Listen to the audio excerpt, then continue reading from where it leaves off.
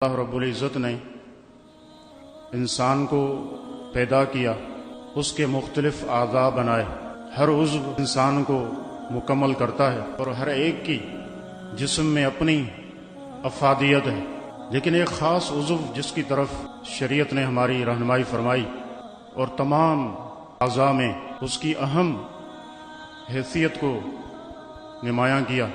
نبی علیہ الصلوۃ والسلام کا فرمان ہے، الا ان فی الجسد مضغہ اذا صلحت صلح الجسد کلہ واذا فسدت فسد الجسد کلہ الا وہی القلب۔ صحیح بخاری اور صحیح مسلم کی یہ حدیث ہے۔ خبردار، انسان کے جسم میں ایک لوتھڑا ہے، اگر وہ صحیح ہو جائے پورے کا پورا جسم صحیح ہے، اگر وہ فاسد ہو جائے، اس میں بگاڑ آ جائے، خرابی پیدا ہو جائے، پورے کا پورا جسم فاسد ہو جاتا ہے۔ وہی القلب، خبردار، وہ گوشت کا ٹکڑا وہ دل ہے۔ یہ دل اللہ رب العزت کی نگاہ کا مرکز ہے۔ عالمین اس دل میں جو اخلاص ہے عمل کرتے ہوئے اس کو سب سے زیادہ دیکھتا ہے۔ رسول اکرم صلی اللہ علیہ وسلم کا ایک اور فرمان ہے، آپ نے ارشاد فرمایا کہ ان اللہ لا ينظر الى صورکم ولا اجسادکم ولكن ينظر الى قلوبکم واعمالکم۔ اللہ رب العزت تمہاری صورتوں کو نہیں دیکھتا اور نہ ہی تمہارے جسم کو دیکھتا ہے کہ یہ جو عمل کر رہا ہے یہ خوبصورت ہے یا بدصورت ہے، یہ اس کا چہرہ سیاہ ہے یا سفید ہے، یہ گورا چٹا ہے۔ اور اسی طریقے سے اللہ رب العزت تمہارے جسموں کو بھی نہیں دیکھتا کہ جسم اس کا کیسا ہے، موٹا ہے، پتلا ہے، طاقتور ہے جسمانی اعتبار سے یا کمزور ہے، ضعیف ہے۔ فرمایا کہ اللہ رب العزت کہاں دیکھتا ہے؟ اللہ رب العزت تمہارے دلوں کی طرف دیکھتا ہے اور تمہارے عمل کی طرف دیکھتا ہے۔ ہمارا مسئلہ کیا ہے کہ ہم سب سے زیادہ اپنے ظاہر کو ٹھیک کرنے میں لگے رہتے ہیں، اس کو مزین کرنا۔ باہر نکلنے سے پہلے اچھے طریقے سے دیکھیں گے کہ لباس کیسا پہنا ہے، جسم پر کوئی داغ تو نہیں ہے، اور اچھے طریقے سے مطمئن ہو کے نکلتے ہیں کہ لوگ دیکھیں گے تو کیا کہیں گے، ان کے سامنے میری حیت، میری حالت اچھی ہونی چاہیے۔ لیکن بھول جاتے ہیں کہ اللہ رب العزت جس چیز کو سب سے زیادہ دیکھتا ہے وہ ہمارے دل ہیں، ہمارے دل ہیں۔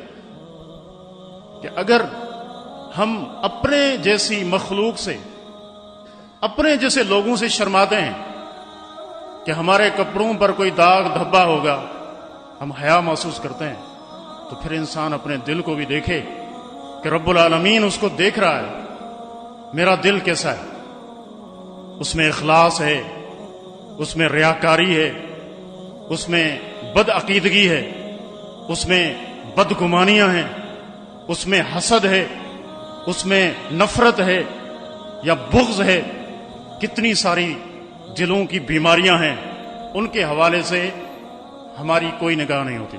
تو یہ دو احادیث ہمیں بتاتی ہیں کہ ہمیں اپنے دل کی اصلاح کی طرف توجہ دینی چاہیے۔ یہ دل نبی علیہ الصلوۃ والسلام کی ایک اور حدیث کی روشنی میں ہم مزید اس کے بارے میں آگاہی حاصل کرتے ہیں۔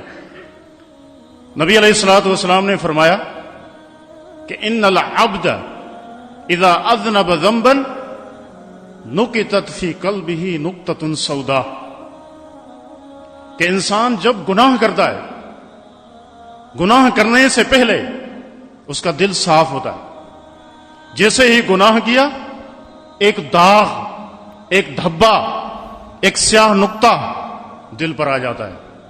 فرمایا یہ ایک مسلمان، ایک مومن کا دل ہے، فَإِن تَابَ وَاسْتَغْفَرَ سُقِلَ قَلْبُهُ، اگر توبہ کرے، استغفار کرے، ندامت کا اظہار کرے، گناہ کی معافی مانگ لے، فرمایا کہ اس کا دل پہلے کی طرح صاف رہتا ہے۔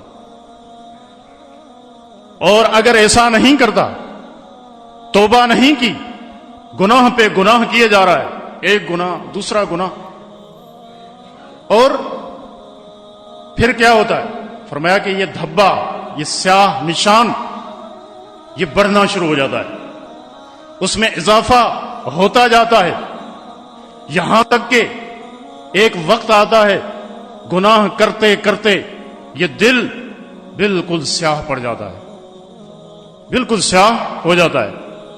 और नबी अलैहिस्सलातु वस्सलाम ने फरमाया फज़ालिका रअनुल लज़ी ज़करल्लाहु तआला फिल कुरआन कल्ला बल राना अला कुलूबिहिम मा कानू यक्सिबून। फरमाया कि ये वही जंग है, ये आम जंग नहीं है, लोहे पर एक जंग लगता है, ये दिलों का जंग है। फरमाया कि ये वो जंग है जिसका जिक्र अल्लाह रब्बुल इज्जत ने कुरान करीम की इस आयत में किया है, कल्ला बल रान अला कुलूबिहिम मा कानू यक्सिबून। हरगिज नहीं, बल्कि उनकी बदअमालियों की वजह से, उनके गुनाहों की वजह से अल्लाह रब्बुल इज्जत ने उनके दिलों पर जंग लगा दिया है। ये फिर मामला क्या हो जाता है? फिर इस दिल पर वो वक्त भी आता है कि ला यारिफु मारूफन वला युनकिरु मुनकरन। एक और हदीस का ये टुकड़ा है, फरमाया कि उसके बाद इस दिल का ये मामला होता है तो फिर ये दिल अच्छाई को अच्छाई नहीं समझता, बुराई इसके नजदीक बुराई नहीं रहती, बुराई को बुराई नहीं समझता, गुनाह को गुनाह नहीं समझता। ऐसे लोग होते हैं, आप देखें कि गुनाह उनकी जिंदगी में इस कदर रच बस जाते हैं कि वो गुनाह को गुनाह भी नहीं समझते। ये कितनी बड़ी बात है, कितनी बड़ी बात है। अगर इंसान गुनाह को गुनाह ही नहीं समझेगा तो उससे तौबा कैसे करेगा, इस्तगफार कैसे करेगा, नदामत के आंसू कैसे बहाएगा? ये कैफियत हो जाती है। और सैयदना अनस बिन मालिक रजी अल्लाह तआला अन्हु का कौल सही बुखारी में मौजूद है। वो फरमाते हैं इन्नकुम लतअमलून अमालन हिय अदक्कु फी अयुनिकुम मिन अश-शअर इन कुन्ना लनउद्दुहा अला अहदिन नबी सल्लल्लाहु अलैहि वसल्लम मिनल मुबिकात। लोगों, मैं देखता हूं कि तुम गुनाह करते हो और वो गुनाह तुम्हारी निगाहों में मामूली होते हैं, बिल्कुल मामूली, हल्के, उसका कोई वजन तुम्हारे नजदीक नहीं है। हम सहाबा नबी अलैहिस्सलातु वस्सलाम की जिंदगी में इन गुनाहों को तबाह और बर्बाद कर देने वाले गुनाह समझा करते थे, तबाह और बर्बाद कर देने वाले गुनाह हम समझा करते थे। ये सहाबा इकराम रिजवानुल्लाह अलैहिम अजमईन की सोच थी, ये फिक्र थी, किसी गुनाह को छोटा नहीं समझा। और इतनी नदामत होती, गुनाह करने के बाद यूं महसूस होता कि जैसे कोई बोझ है सर पे, जब तक इस बोझ से इंसान छुटकारा नहीं पा लेता तब तक उनको किसी करवट चैन नहीं आता था। अब्दुल्लाह इब्न मसूद रजी अल्लाह तआला अन्हु का कौल, ये भी सही बुखारी में मौजूद है। उन्होंने फरमाया है, एक फर्क जिक्र किया है कि एक मोमिन में और एक फासिक व फाजिर के गुनाह करने में क्या फर्क है।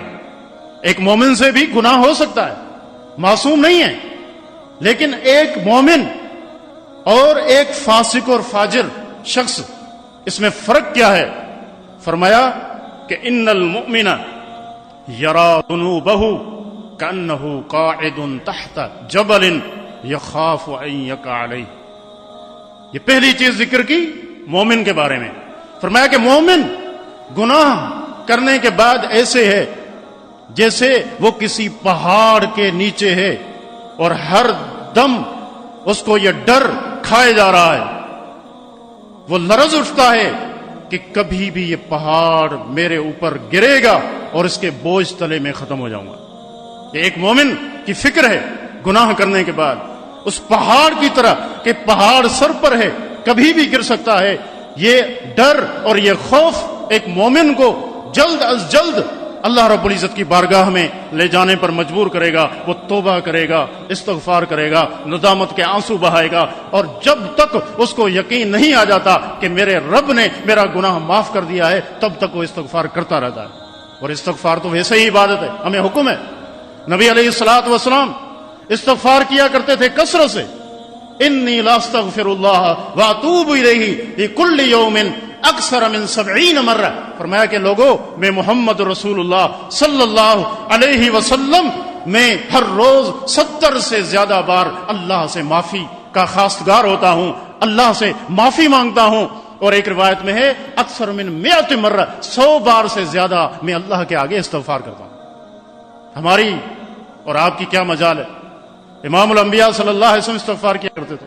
تو ہمیں اس جانب دیکھنا چاہیے، گناہوں کو معمولی نہ سمجھیں، معمولی نہ سمجھیں. اور اسی طریقے سے دوسری مثال فاسق اور فاجر کی سیدنا عبداللہ ابن مسعود رضی اللہ عنہ نے ذکر کی. فرمایا کہ ان الفاجر یرا ذنوبہ کذباب مر علی انفہ فقال بہ ہکذا. فرمایا کہ جو فاسق و فاجر ہے، گناہ کرنا جس کی فطرت میں آ چکا ہے، وہ بھی گناہ کرتا ہے. گناہ کرنے کے بعد وہ ایسے جیسے کسی کی ناک پر مکھی بیٹھ جائے اور وہ انگلی کے ایک ادنا اشارے سے اس کو اڑا دے، اس کو کوئی حیثیت نہیں دیتا اور بھول جاتا ہے کہ یہ کوئی مکھی میری ناک پر بھی بیٹھی تھی. فرمایا کہ اس طرح اس کا معاملہ گناہ کے ساتھ ہوتا ہے. یہ فرق ہے، یہ فرق ہے. آج ہم دیکھیں، اپنے گریبان میں جھانکیں کہ ہمارا معاملہ کیا ہے، ہمارا معاملہ کیا ہے. کیا ہم گناہوں کو معمولی تو نہیں سمجھتے؟ معاشرے کی اکثریت بڑے بڑے گناہ کرتی ہے لیکن ان کو کوئی حیثیت ہی نہیں دیتی. اب بات ہو رہی تھی دل کی کہ ایک موقع، ایک وقت دل پر ایسا بھی آتا ہے کہ وہ دل اس کے بعد جب پورا سیاہ ہو جاتا ہے تو پھر گناہ کو گناہ نہیں سمجھتا، نیکی اس کے نزدیک نیکی نہیں ہے. اور ایک اور چیز دلوں کے تعلق سے بڑی اہم ہے، اور وہ یہ ہے کہ بسا اوقات ایسے ہوتا ہے کہ گناہ کرتے کرتے اللہ رب العزت مختلف سزائیں دیتا ہے، مختلف سزائیں دیتا ہے. ان میں سے ایک بہت بڑی سزا وہ یہ ہے کہ اللہ تعالی کسی شخص کا دل سخت کر دیتا ہے، پتھر سے زیادہ اس کی سختی ہو جاتی ہے. یہ وہ چیز ہے، یہ کتنی بڑی سزا ہے. لیکن کوئی شخص بیمار ہو جاتا ہے، نزلہ بھی لگ جاتا ہے، اس کو معمولی کھانسی بھی آتی ہے، وہ سمجھتا ہے کہ میری طبیعت صحیح نہیں ہے. لیکن اتنا بڑا مرض اس کے دل میں آ چکا ہے کہ اب اس کا دل سخت ہے، لیکن وہ اس چیز کو سمجھنے کے لیے بھی تیار نہیں ہے، اس پر غور کرنے کے لیے بھی تیار نہیں ہے کہ یہ کتنی بڑی سزا ہے جو اللہ رب العزت کی طرف سے مجھے دی گئی ہے. مالک بن دینار رحمہ اللہ فرماتے ہیں کہ ما ضرب اللہ بعبد اعظم قسوۃ اعظم. فرمایا کہ اللہ تعالیٰ نے کسی بھی شخص کو اس سے بڑھ کر کوئی سزا نہیں دی من قسوۃ القلب، کہ اللہ نے اس کے دل کو سخت کر دیا. اللہ تعالیٰ نے اس کے دل کو سخت کر دیا. فرمایا کہ دنیاوی سزاؤں میں سب سے بڑی یہ سزا ہے جو اللہ تعالیٰ کسی شخص کو اس کے گناہوں کی پاداش میں دیتا ہے کہ اس کا دل سخت ہو جاتا ہے. آگے فرماتے ہیں کہ اللہ رب العزت جب کسی قوم کے ساتھ سزا کا ارادہ کرتا ہے تو پھر اللہ کیا کرتا ہے؟ فرمایا کہ پھر من حیث القوم ان کے دلوں سے رحمت کو اٹھا لیتا ہے. پھر کوئی کسی پر رحم نہیں کرتا، کوئی کسی پر رحم نہیں کرتا. یہ سزا ہے اللہ کی طرف سے. جب دل سخت ہو جائیں اور مجموعی حالات ایسے ہو جائیں کہ لوگ گناہ کو گناہ نہیں سمجھتے اور دل سخت ہو چکے ہیں، پتھر کے ہو چکے ہیں، اس کے بعد پوری قوم من حیث المجموع ایسی ہو جاتی ہے کہ ان کے دلوں سے رحم کو اٹھا لیا جاتا ہے. پھر یہ لوگ کسی پر رحم نہیں کرتے. آپ دیکھ رہے ہیں کہ معاشرے میں کیسے کیسے واقعات جنم لیتے ہیں. ایک سلیم الفطرت انسان، اس کا وجود لرز اٹھتا ہے. ہم کہتے ہیں کہ انسانیت شرما گئی اس واقعے سے. ایسے واقعات، ایسے سانحات جنم لیتے ہیں. کیوں لیتے ہیں؟ اس کی وجہ یہ ہے کہ رحم کا مادہ اللہ نے اٹھا لیا، دل سخت ہو گئے، کوئی کسی پر رحم نہیں کرتا. آپ آئے روز میڈیا میں، اخبارات میں پڑھتے ہیں معصوم بچے، پھول جیسے بچے ان کو دیکھتے ہی شفقت کے جذبات موزن ہو جائیں. ایسے شقی القلب لوگ ہوتے ہیں کہ وہ جہاں ان کے ساتھ آبرو ریزی کے معاملات کرتے ہیں اس کی شقاوت ختم نہیں ہوتی، یہاں تک کہ ان کو ختم کر کے ان پھولوں کو مسل کے روند کے پھینک دیتے ہیں. خبر آتی ہے کہ فلاں جگہ پر یہ معصوم بچی اور بچہ مارا گیا. کیوں؟ وجہ یہ ہوتی ہے کہ اللہ تعالیٰ نے ایسے لوگوں کے دلوں میں ترس نہیں رکھا، رحم کا مادہ ہی نہیں رکھا. اور ایسے لوگ معاشرے کے لیے پھر سانپ اور بچھو سے زیادہ خطرناک ہوتے ہیں. ایسا ماحول ہو جاتا ہے والیاذ باللہ. تو دلوں کی سختی یہ بہت بڑی بیماری ہے، بہت بڑی بیماری ہے. اللہ رب العزت نے یہودیوں کا ذکر کیا، فرمایا ثم قست قلوبکم من بعد ذلك فهي كالحجارة او اشد قسوة. پھر ان کے دل سخت ہو گئے، ان کے دل سخت ہو گئے، مسلسل نافرمانی کرتے ہوئے، گناہ کرتے ہوئے، انبیاء کی دعوت کو ٹھکراتے ہوئے، اور بہت سارے انبیاء کو انہوں نے قتل بھی کیا. اور ان کی اس طغیان اور ان کے ان گناہوں کی وجہ سے فرمایا کہ ان کے دل سخت ہو گئے. من بعد ذلك فهي كالحجارة، فرمایا کہ وہ پتھر کی طرح یہاں تو سخت ہو گئے، او اشد قسوة، بلکہ پتھر سے بھی زیادہ سخت ہو گئے، پتھر سے بھی زیادہ سخت ہو گئے. آپ دیکھیں انسان گوشت، ہڈیوں اور خون کا مرکب ہے، اور پتھر کیا ہے؟ ایک جامد چیز ہے، سخت چیز ہے. ان کا کیا تقابل ہے؟ لیکن انسان کے دل بسا اوقات اس پتھر کی سختی سے بھی بڑھ جاتے ہیں. فرمایا او اشد قسوة، یا اس سے بھی زیادہ سخت ہو گئے. پھر فرمایا ان من الحجارة لما يتفجر منه الانہار. ہاں پتھر تو ایسے بھی ہوتے ہیں جو پھٹ پڑتے ہیں اور ان سے پانی کے چشمے پھوٹ پڑتے ہیں، پانی جاری ہو جاتا ہے. وَإِنَّ مِنْهَا لَمَا يَهْبِطُ مِنْ خَشْيَةِ اللَّهِ. اور پتھروں میں سے کچھ ایسے بھی ہوتے ہیں کہ اللہ کے ڈر سے نیچے گر پڑتے ہیں. یہ پتھر ہیں، یہ پتھر سخت ہے، لیکن اللہ کا ڈر اور نرمی بسا اوقات ان میں زیادہ ہے بنسبت اس انسان کے جو گوشت پوست سے بنا ہوا ہے. اللہ اکبر کبیرہ. تو یہ سختی، اس کے نقصانات ہوتے ہیں، بہت زیادہ نقصان انسان کے دین پر، عمل پر، اور انسان یہ گناہوں پر نڈر ہو جاتا ہے، جری ہو جاتا ہے.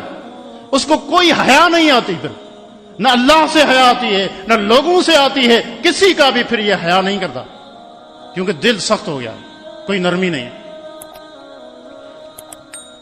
قرآن کریم کی جو آیت میں نے ابتدا میں تلاوت کی، اس میں اللہ رب العزت نے یہ خطاب فرمایا ہے. یہ خطاب کن کو ہے؟ صحابہ کرام کو.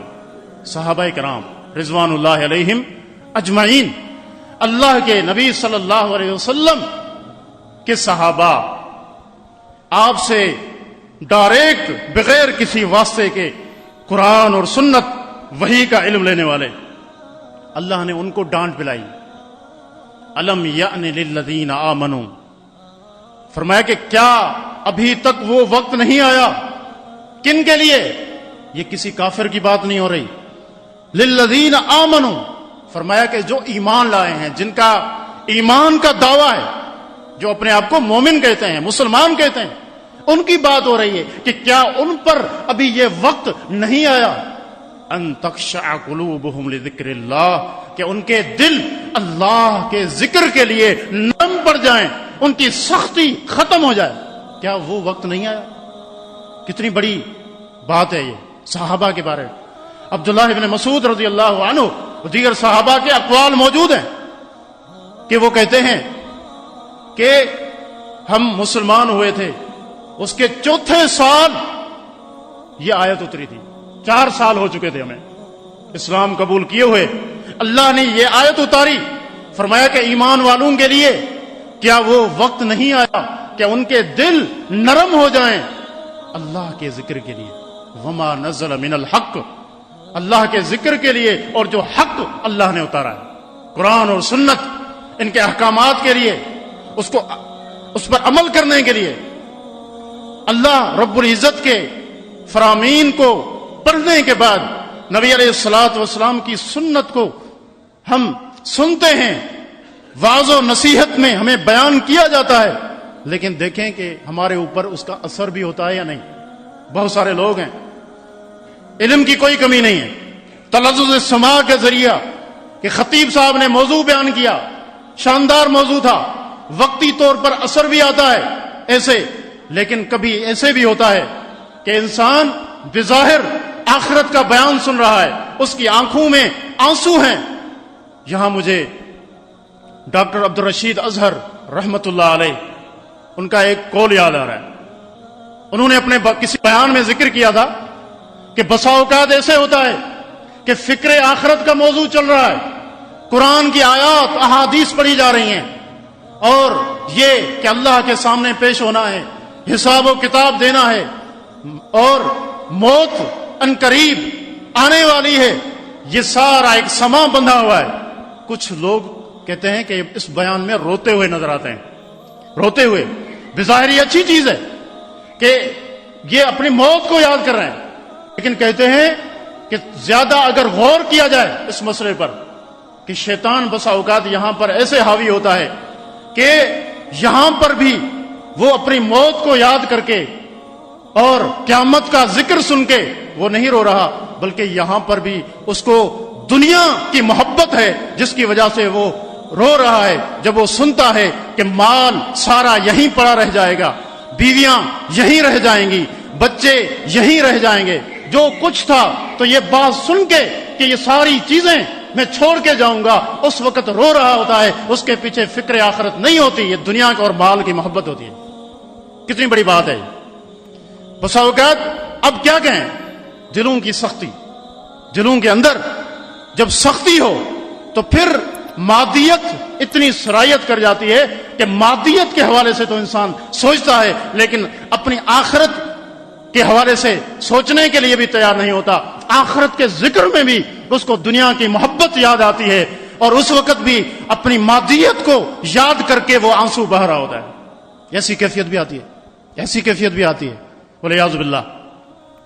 تو فرمایا کہ کیا ایمان والوں کے لیے وہ وقت نہیں آیا کہ ان کے دل اللہ کے ذکر کے لیے اور جو اللہ نے حق اتارا ہے اس کے لیے نرم پڑ جائیں۔ وَلَا تَكُونُوا كَالَّذِينَ أُوتُوا الْكِتَابَ مِنْ قَبْلُ۔ پھر آگے نصیحت کی، فرمایا کہ ان لوگوں کی طرح نہ ہو جاؤ جن کو تم سے پہلے کتاب دی گئی، تم سے پہلے کتاب دی گئی۔ یہ کون ہیں؟ یہ یہودی ہیں اور عیسائی ہیں، اہل کتاب جن کو ہم کہتے ہیں۔ فَطَالَ عَلَيْهِمُ الْأَمَدُ، کہ ان پر جیسے مدت بیتنے لگی، وقت گزرنے لگا، وقت کے ساتھ ساتھ ان کے دل سخت ہوتے چلے گئے۔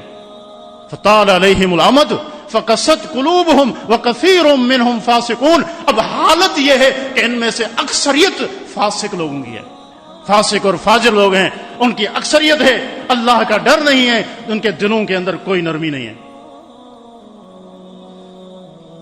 یہ کتنی بڑی بات ہے کہ ہم بھی نصیحتیں سنتے ہیں، کیا ہم پر اثر ہوتا ہے یا نہیں ہوتا؟ اور قرآن و سنت کے اندر تو اتنی تاثیر ہے، لو انزلنا هذا القرآن على جبل لرأيته خاشعا متصدعا من خشیت اللہ۔ فرمایا کہ اگر ہم اس قرآن کو کسی مضبوط پہاڑ پر بھی اتارتے تو یہ قرآن کی تاب نہیں لا سکتا تھا، وہ پہاڑ ریزہ ریزہ ہو جاتا۔ فَأَبَيْنَ يَحْمِلْنَهَا، اور وہ سب اللہ نے امانت کو پیش کیا، آسمانوں پر، زمینوں پر، سب نے انکار کر دیا، کہا کہ اس کا بوجھ ہم نہیں اٹھا سکتے۔ وَحَمَلَهَا الْإِنسان، انسان نے اس کا بوجھ اٹھایا۔ وَكَانَ ظَلُومًا جَهُولًا، یہ ظالم بھی ہے اور جاہل بھی ہے۔ تو قرآن کریم کی تو یہ کیفیت ہے کہ پہاڑ تک ریزہ ریزہ ہو جائے، اس کی سختی ختم ہو جائے۔ نبی علیہ الصلوۃ والسلام نے ایک دن اپنے صحابی سیدنا عبداللہ ابن مسعود رضی اللہ تعالی عنہ سے کہا کہ اقرا علی القرآن، اے عبداللہ مجھے قرآن پڑھ کر سناؤ۔ سیدنا عبداللہ بن مسعود رضی اللہ تعالی عنہ حیران رہ گئے، پریشان ہو گئے۔ فرمایا اقرأ علیک وعلیک انزل، اللہ کے نبی قرآن آپ پر اترا، آپ ہمیں پڑھ کر سنائیں، آپ مجھے کہہ رہے ہیں کہ میں آپ کو قرآن سناؤں۔ فرمایا کہ میں چاہتا ہوں کہ آج اپنے رب کا کلام کسی اور کے زبانی سنوں۔ چنانچہ عبداللہ ابن مسعود رضی اللہ تعالی عنہ نے پڑھنا شروع کر دیا۔ وہ سیدنا عبداللہ ابن مسعود رضی اللہ عنہ کی قرات کی پیارے پیغمبر صلی اللہ علیہ وسلم نے تعریف کی ہے اور فرمایا کہ جو شخص یہ پسند کرتا ہے کہ قرآن کو ایسے پڑھے جیسے